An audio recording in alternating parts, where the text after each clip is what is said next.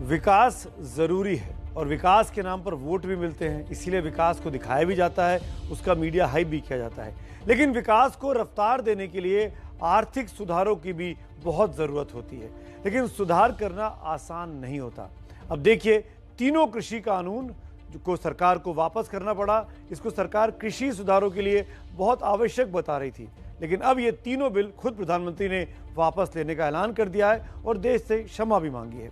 ऐसे में बड़ा सवाल है कि क्या वोट के लिए केंद्र सरकार कानूनी सुधारों की बलि देने की राह पर चल पड़ी है। और ये सवाल इसलिए उठ रहे हैं क्योंकि केंद्र सरकार नए श्रम कानूनों को जो लागू करने का मन बना रही थी, अब ऐसा पता चल रहा है, हमारे सहयोगी नीरज पांडे ने जो ये रिपोर्ट फाइल की है उसके मुताबिक इन श्रम कानूनों को भी सरकार यूपी चुनाव के पहले जल्दबाजी में लागू नहीं करना चाहती, क्योंकि बहुत सी लेबर यूनियनों ने इन श्रम कानूनों का विरोध किया है। देखते हैं नीरज की एक्सक्लूसिव रिपोर्ट। 4 लेबर कोड्स के माध्यम से देश के श्रमिक साथियों को दर्जनों कानूनों के कुचक्र से बाहर निकालने का प्रयास हमने किया है। कानूनों के कुचक्र से श्रमिकों को छुटकारा कैसे दिया जाए, इसी के तहत केंद्र सरकार ने नए श्रम कानूनों की ओर कदम बढ़ाया था। लेकिन कृषि कानूनों के खिलाफ आंदोलन का जैसा अलग जगह, उसे देखने के बाद केंद्र सरकार ने अपने कदम थाम लिए हैं। रिफॉर्म, ट्रांसफॉर्म और परफॉर्म के नारे के बीच सियासी नफा नुकसान आ गया है। इसीलिए पिछले साल केंद्र सरकार जो श्रम कानून लेकर आई थी, उसे फिलहाल लागू करने से बच रही है। पिछले साल केंद्र सरकार ने 29 श्रम कानूनों को बदलकर 4 लेबर कोड में तब्दील किया था। पहला है इंडस्ट्रियल रिलेशन कोड, दूसरा है occupational safety health and working code, तीसरा है मिनिमम वेजेस कोड और चौथा है सोशल सिक्योरिटी कोड। आखिरी दोनों कोड में श्रमिकों को कोई आपत्ति नहीं है, लेकिन श्रमिक संगठन शुरुआती दोनों कोड का विरोध कर रहे हैं, क्योंकि पहले यानी इंडस्ट्रियल रिलेशन कोड के तहत मजदूरों का हड़ताल पर जाने का अधिकार खत्म होता है, क्योंकि इस कोड के तहत ज्यादातर फैक्ट्रियों को एसेंशियल सर्विसेज की श्रेणी में रखा जाता है।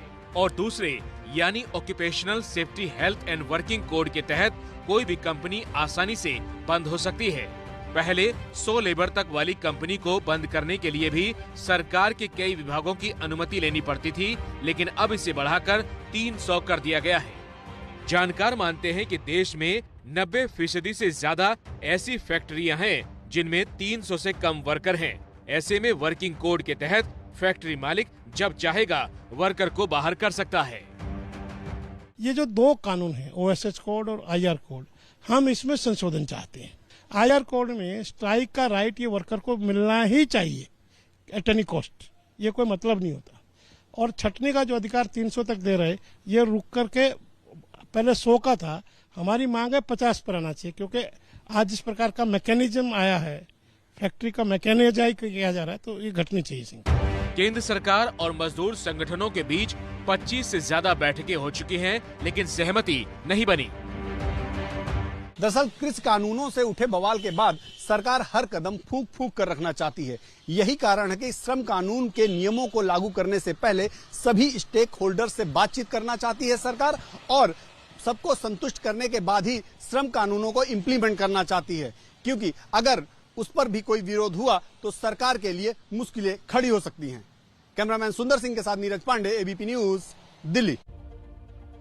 किसान और मजदूर ये ऐसा तबका है जिसको हर पार्टी को, हर सरकार को खुश रखने की कवायद करनी पड़ती है। जरूरी भी है, क्योंकि ये वो तबका है जो अपनी मेहनत से देश के विकास में भागीदारी करता है। किसान पहले ही नाराज चल रहे थे, ऐसे में अगर लेबर लॉस को इम्प्लीमेंट किया जाए तो मजदूर श्रमिक नाराज हो जाएं तो वो उल्टा भी पड़ सकता है। इसीलिए बीजेपी अब फूंक फूंक कर कदम रखना चाहती है।